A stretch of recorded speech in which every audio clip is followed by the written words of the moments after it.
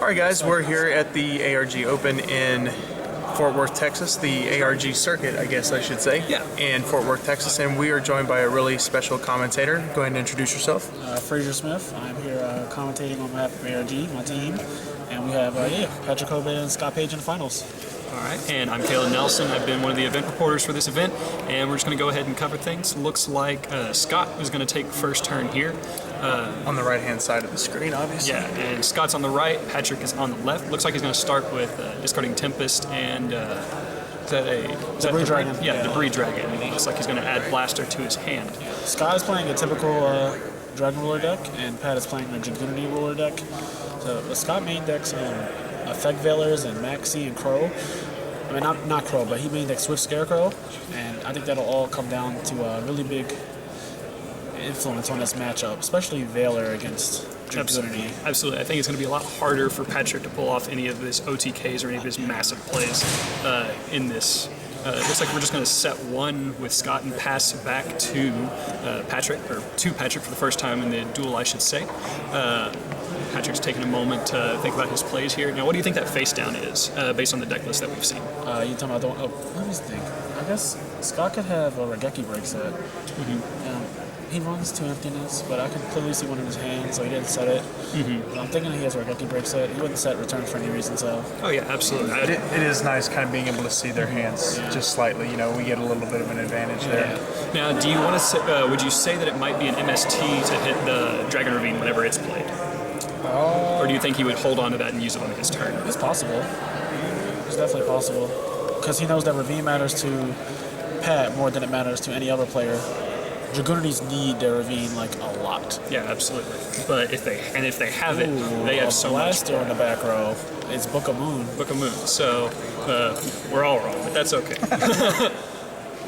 But he was probably thinking the same thing. He was probably thinking it was an MST or a Regeki break to hit the Ravine. So he made the smart play of discarding the double blaster to get it out of the way.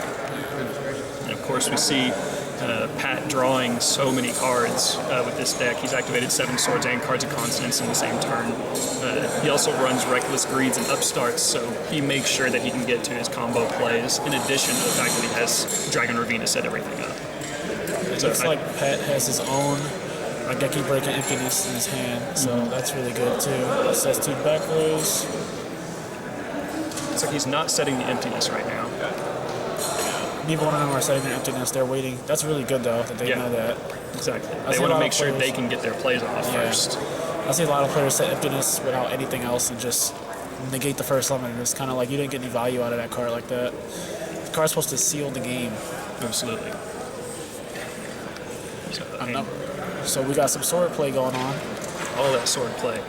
Looks like he's going to add probably another Redox to hand, because there aren't really any good Earth Dragons other than Redox to add with Sacred Sword.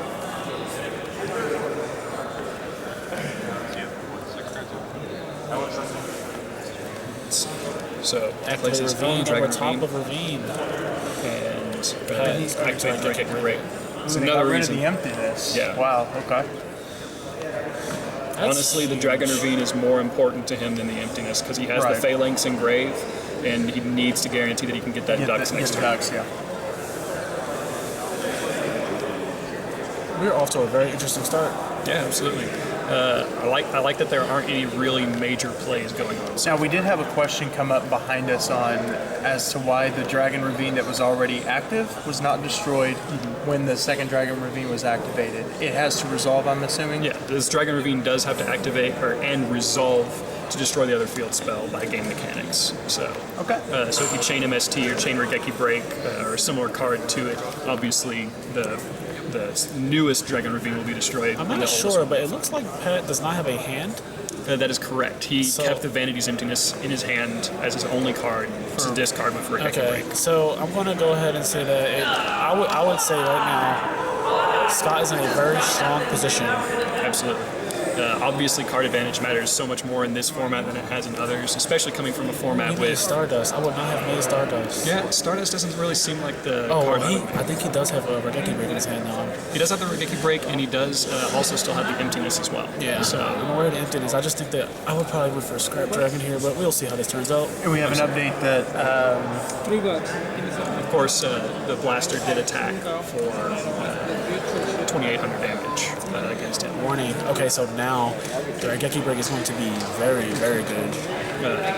Hoban. Set 2. I think that emptiness is coming down now. Yeah. So now he's down, or so now we have Patrick Hoban down to 3,200 life points after that warning in that Blaster attack. Let's see what he draws. Scott Page is still at a full 8,000. Yeah. I imagine that there's not much that he can have in his hands, that he's not just going to want to just pitch right away for Dragon Ravine. Well, speak of, there we go. He drew the Ducks instead. So now, if he somehow manages to get some cards in his hand by banishing some dragons, then he can discard for Ravine this turn as well without having to use it to add Ducks to his hand. That's very good that he drew Ducks like that. Absolutely. Now it all comes down to what those back rows are, and we know that we are we obviously it can be the Vanity's Emptiness, but let's just go ahead and see what it is.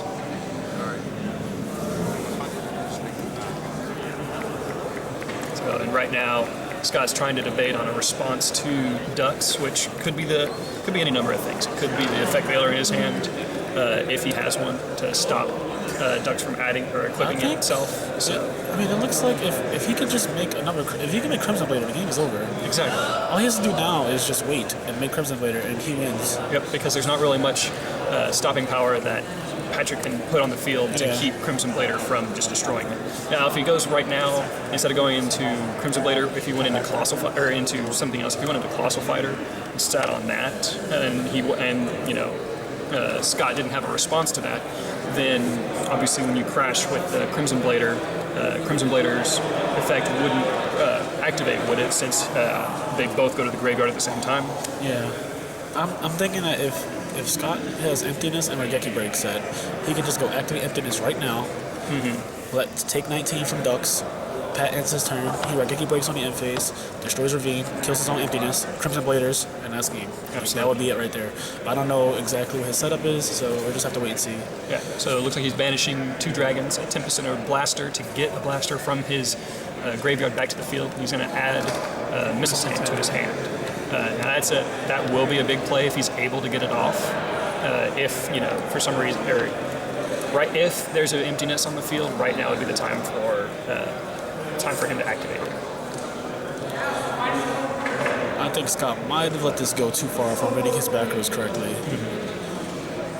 He also has an Effect Veiler, so none of this could really be happening if he wanted to. If I'm not mistaken, he has an Effect Veiler. Yeah, he has to be pretty comfortable in his setup, or at least what he has engraved in hand, to let all of this go through and not really do anything about it.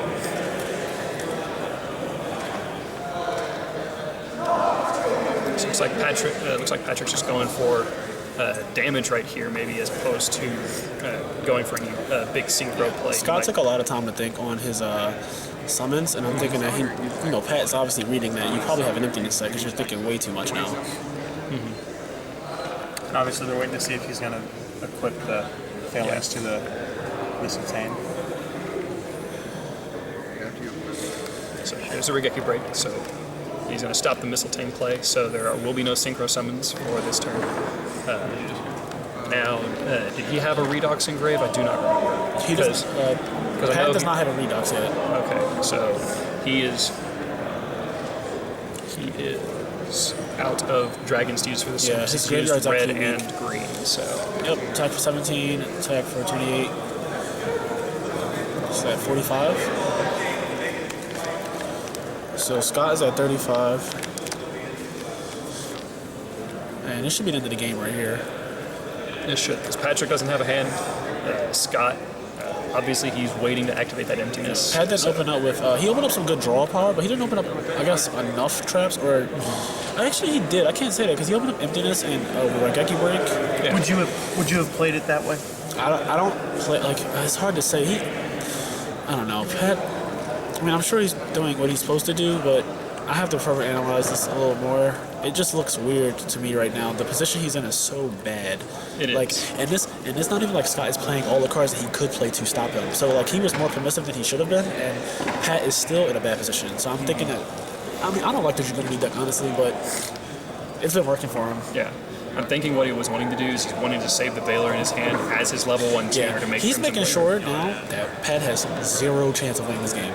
Like the way the game is going right now, there's no chance he has a win. He can summon the Baylor and make Crimson Blade right now. The game is just over. Yeah. Now, how many blasters has he used? Has he banished both of them, or has he only used the 2 blasters so far? Because if he drew another fire to discard for blaster and could do something next turn, he might be able to survive for a little bit longer. Yeah, that's possible, but it's not looking good because I'm pretty sure Scott still has emptiness set. He has a Crimson Blade to play coming, and he still has a hand. Like he just has everything going for him. The only thing that it looks like Pat has going for him is the Ravine, and that's not enough with no other cards. Absolutely. Here comes the obvious Crimson Blader. Oh, Colossal Fighter. That's Wow. different than we expected. It's because he's wanting to kill both monsters at once. Therefore, he doesn't get the blaster back. So that's another 1100 damage. He has emptiness anyway, so like this game is just so. Yeah, he shows his team, so that's the end of game There we 1. go. And they just scoop it up and go to.